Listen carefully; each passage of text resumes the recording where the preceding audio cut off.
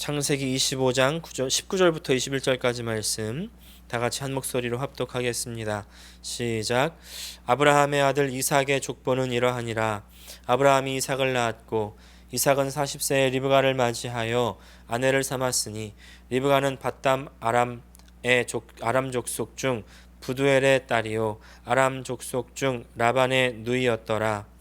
이삭이 그의 아내가 임신하지 못하므로 그를 위하여 여호와께 간구하매 여호와께서 그의 간구를 들으셨으므로 그의 아내 리브가가 임신하였더니. 아멘.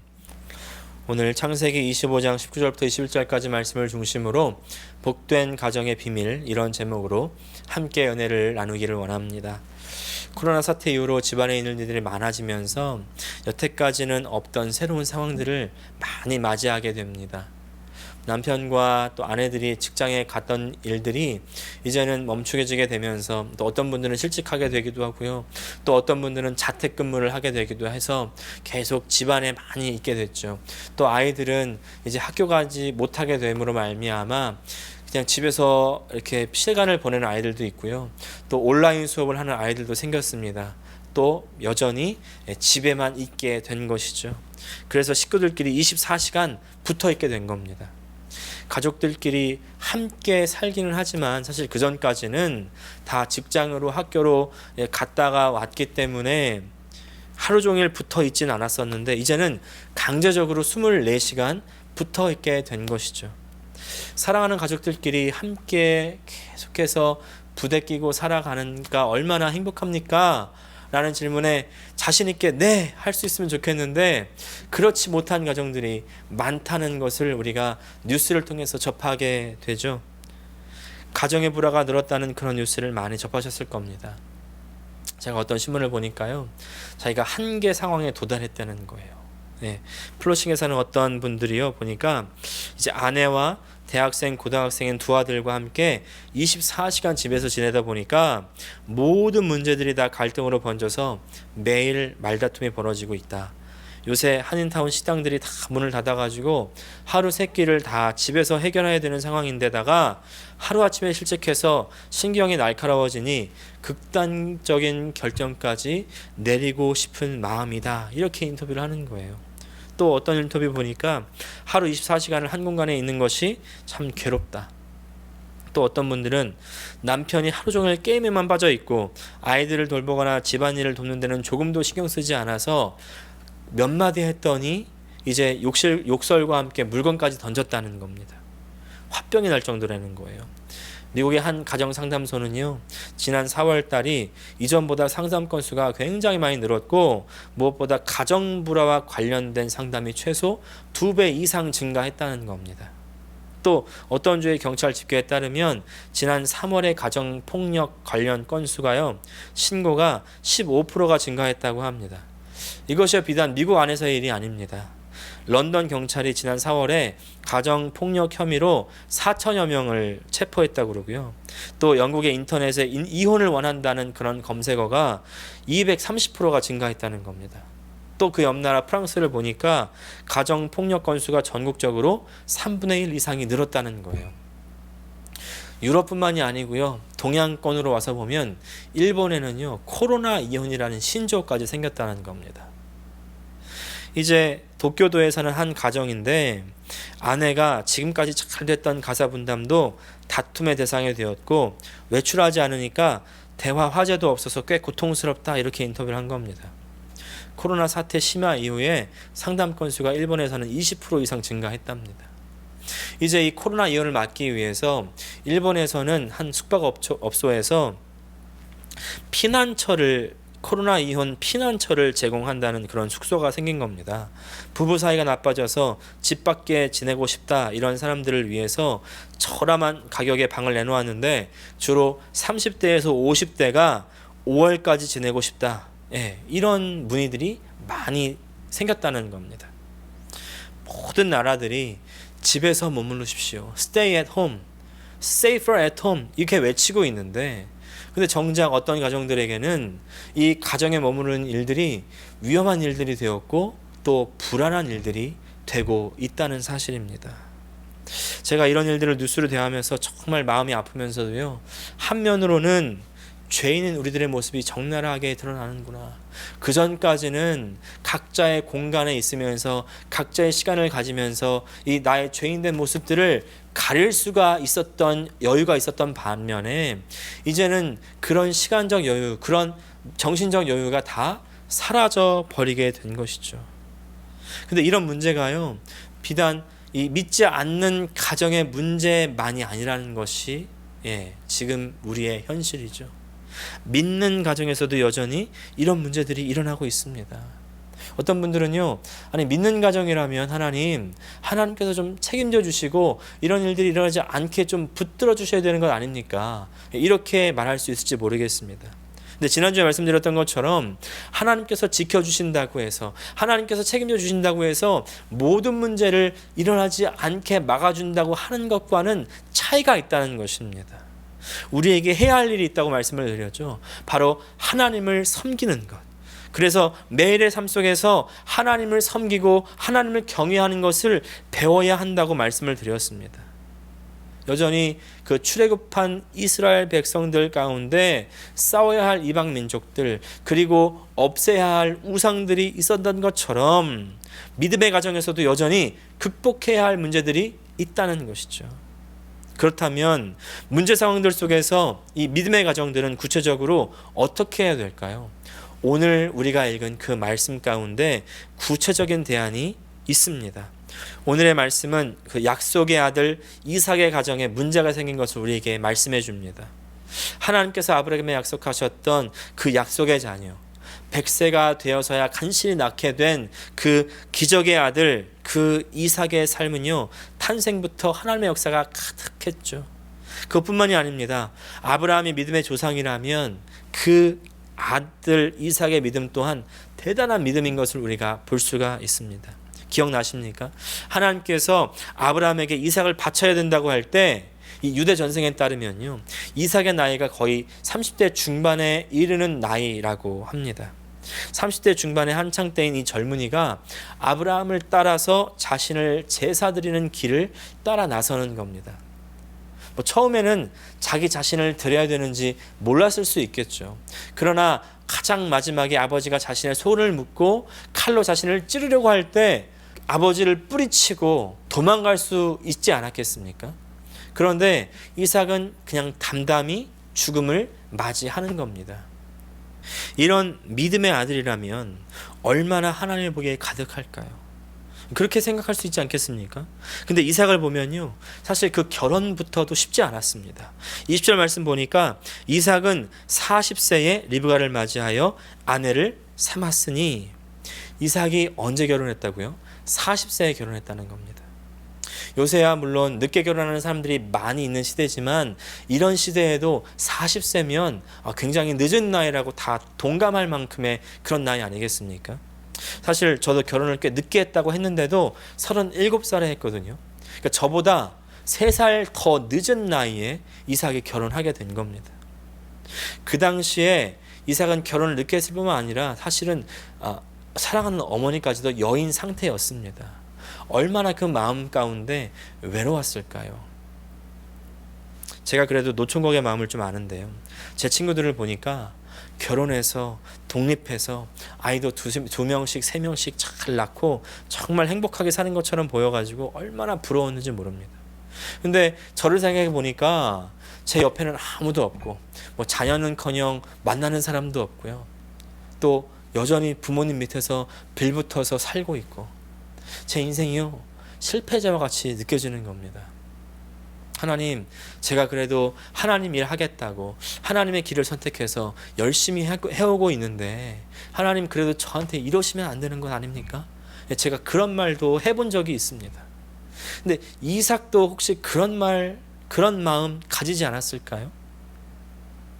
근데 약속의 자녀는 역시 약속의 자녀입니다. 이 리브가라는 이 믿음의 여인을 만나기 위해서 그렇게 결혼을 늦추고 기다렸던 것이죠. 이 리브가라는 사람이 얼마나 믿음의 여인인지요, 오늘 본문의 전장 24장에 보니까 아브라함의 종이 리브가에게 와서 나의 주인 아브라함이 이제 기도하고 이런 믿음의 여인을 자신의 며느리로 삼고 싶어서 이제 나를 보냈습니다.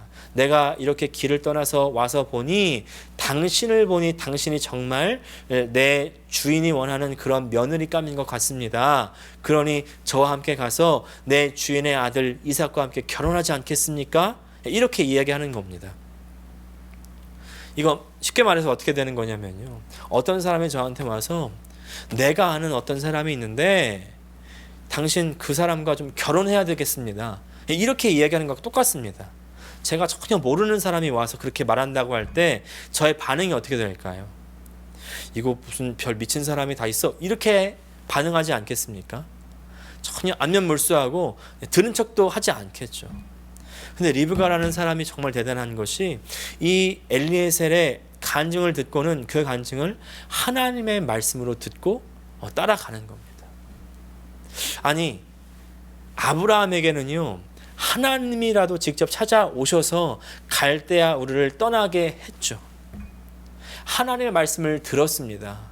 그 말씀을 듣고서 떠나는 것도 쉽지 않았는데 리브가에게는요, 하나님이 직접 찾아온 것도 아니고, 그렇다고 해서 이 믿음의 사람이라는, 믿음의 조상이라는 아브라함이 직접 와서 리브가를 설득한 것도 아니고요, 이 아브라함의 종 엘리에셀이 와서 자신의 간증을 조금 한 것뿐인데 그 간증을 듣고는 따라가는 겁니다. 어떤 목사님은요, 이 리브가를 오히려 아브라함보다도 더 뛰어난 믿음의 소유자다 이렇게 평가하시더라고요.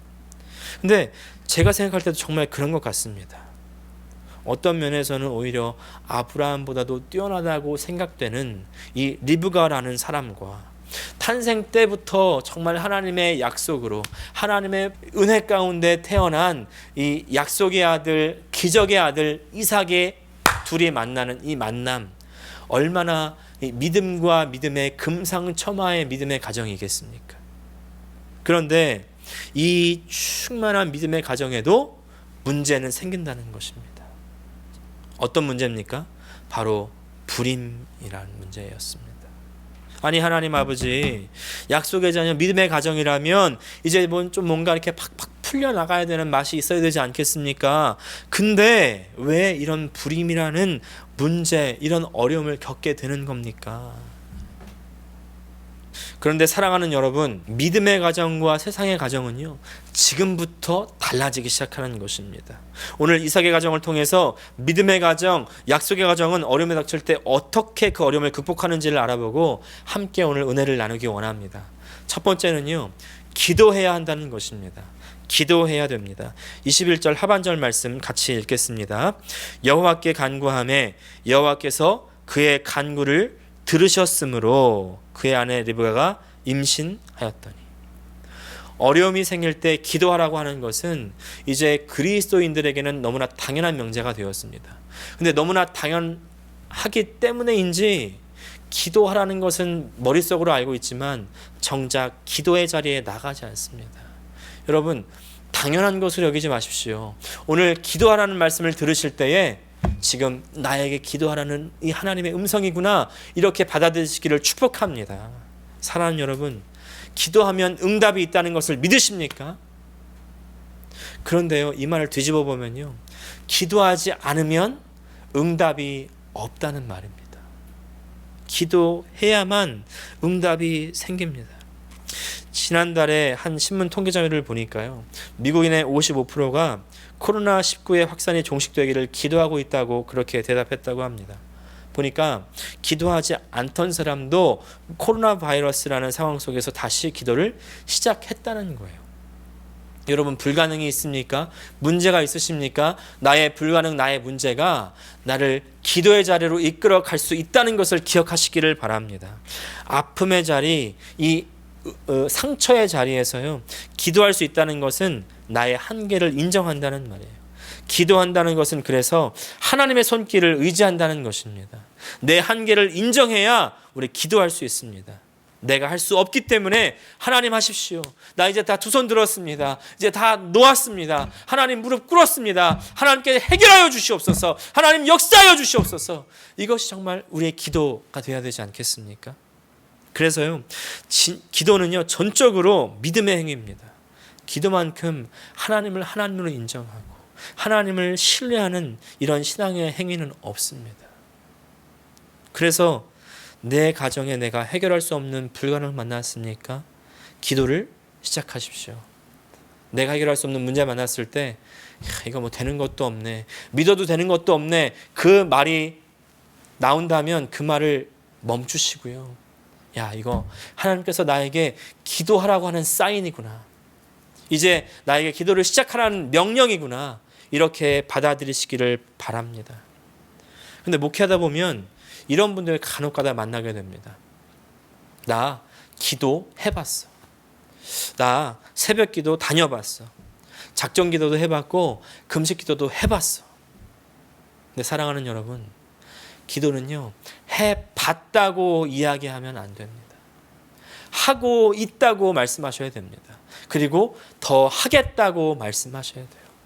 지금 기도의 습관을 기르시기를 바랍니다. 근데 오늘 이삭의 기도를 보면 한 가지 특이한 점을 발견하게 됩니다.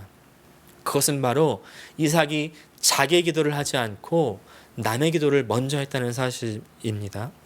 오늘 가정의 어려움을 극복하는 두 번째, 바로 나보다 남에게 초점을 두어야 한다는 것입니다.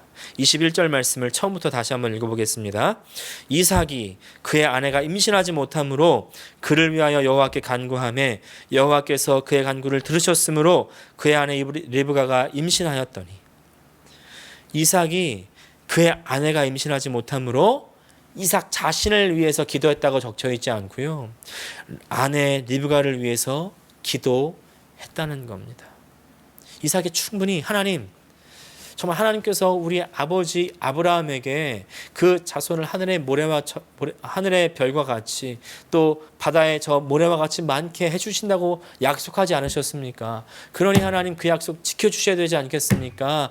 하나님 나에게 그 약속 이루어 주셔야 되지 않겠습니까? 충분히 이렇게 기도할 수 있었지만 오히려 이삭은요, 자신을 생각하지 않고요, 자신의 아내가 겪을 아픔, 자신이 아내가 겪어 가야 될 그런 어려움을 먼저 생각했다는 것입니다.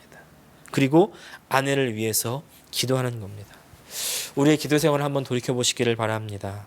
어떤 문제 상황이 있을 때 나를 구원해 달라고, 나를 생각해 달라고, 이런 기도가 혹시 더 많지 않으십니까?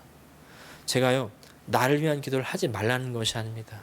나를 위한 기도도 하셔야죠. 그러나 그와 더불어서 더욱 남을 위한 기도도 잊지 마셔야 됩니다. 꼭 기억하셔야 됩니다.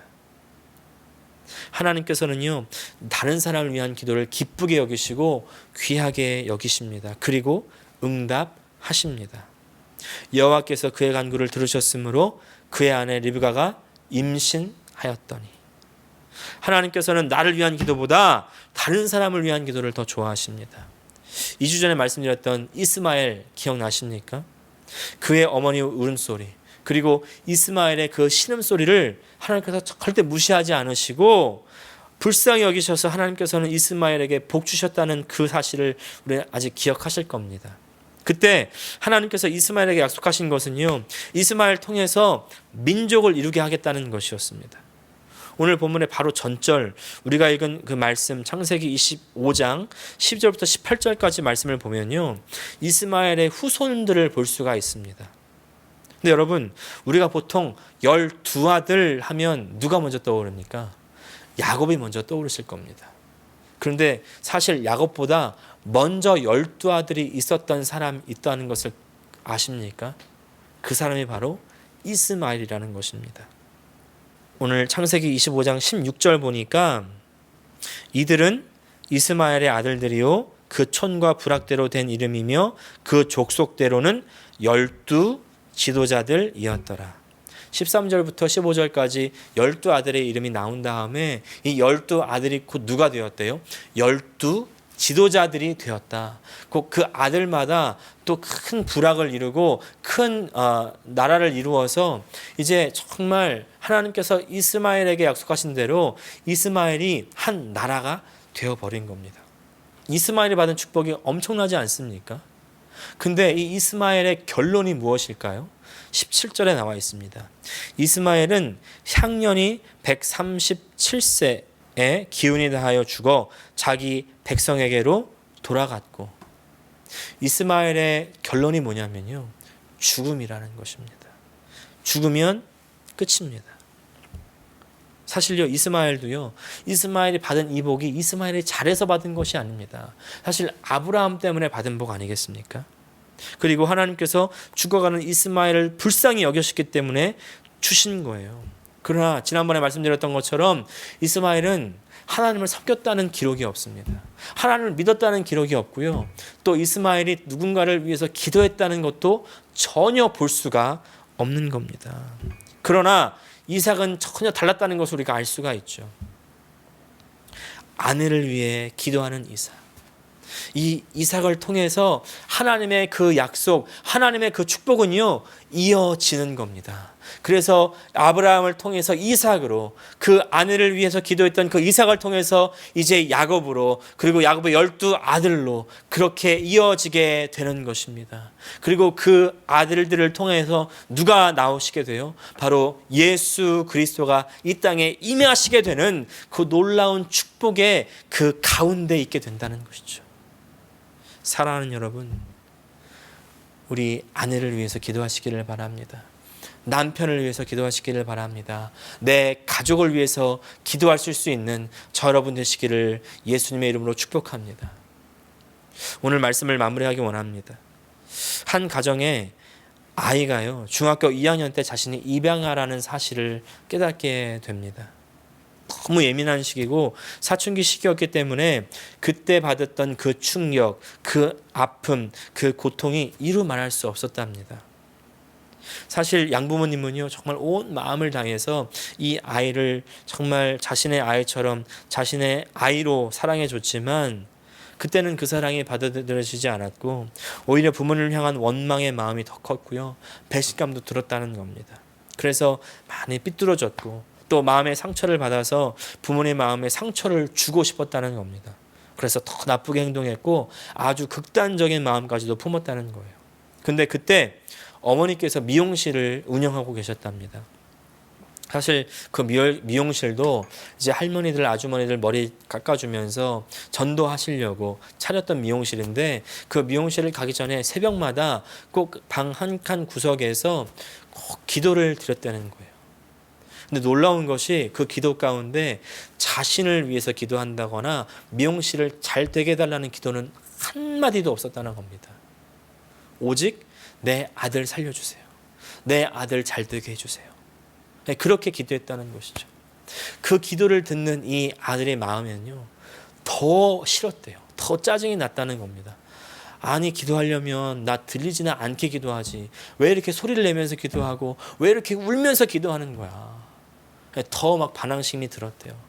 처음에는 너무너무 싫었는데, 근데 그 기도를 듣는 자신의 마음이 계절이 지날수록, 해가 지날수록 점점점 그 마음의 모난 것들이 깎여지더라는 겁니다. 하루는요, 엄마가 자기에게 이렇게 말하더라는 거예요. 아들아, 내가 너에게 줄 건 없는데 근데 네가 정말 목사가 되게끔 내가 기도하고 있다. 내 아들 목사 만들어 달라고 기도하고 있다. 아니, 어머니가 뭔데 나의 인생을 그렇게 마음대로 하시려고 합니까? 제 인생은 제 마음대로 하고 싶은데. 근데 결국 그 어머니의 헌신적인 기도를 받은 그 아들이요, 그 어머니의 기도처럼 목사가 되었습니다. 지금은요, CCM 찬양 가수로서 또 찬양 사역자로 활동하고 있는 바로 박요한 목사님의 간증인데요. 사랑하는 여러분, 어떠십니까? 우리가 우리 가족들을 위한 기도 하고 계십니까? 가정의 달, 정말 가족들을 위한 기도를 꼭 기억하시기를 바랍니다.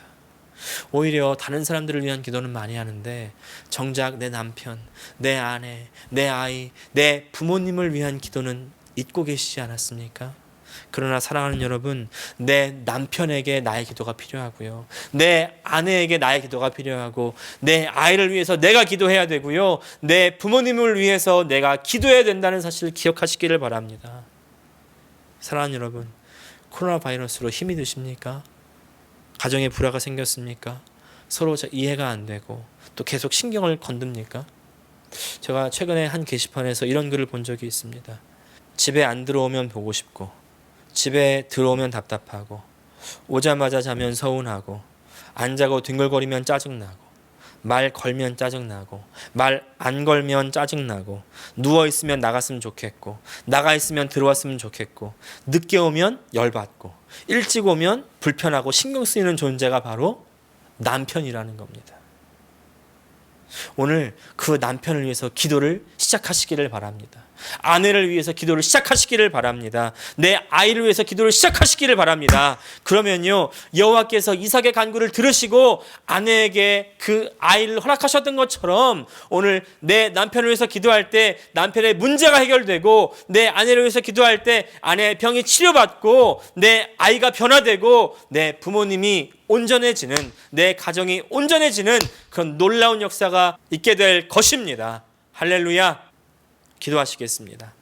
하나님 아버지, 오늘 어렵고 힘든 시간 가운데 나 자신만을 위해서 기도했던 나의 기도를 이제 그 방향을 바꾸어 다른 사람을 위해서, 특별히 나의 남편과 나의 아내와 나의 아이와 내 부모님과 내 가정을 향한 기도로 바꾸기를 원합니다. 하나님, 이삭이 자신의 아내를 위하여 간구했던 그 기도를 귀하게 여기시고 기쁘게 여기시고 들으시고 응답하셨던 것처럼 오늘 우리의 가정을 위한 기도가 하나님의 마음에 닿고 오늘 우리에게 응답되는 놀라운 역사가 모든 가정마다 있게 하여 주시옵소서. 예수님의 이름으로 기도합니다. 아멘.